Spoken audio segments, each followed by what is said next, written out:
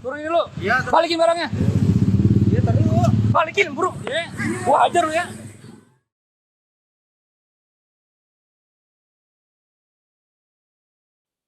Viral video seorang pria nekat mencuri barang di toko grosir.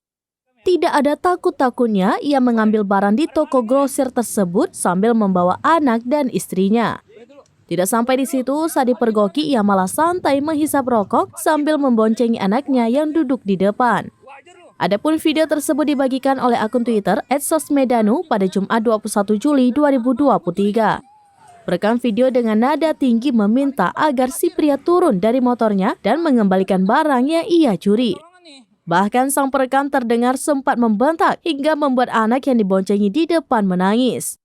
Usai dibentak oleh perekam, barulah pria tersebut memutar balik motornya disusul sang istri yang turun dari motor dan jalan kaki kembali ke arah toko grosir yang dimaksud.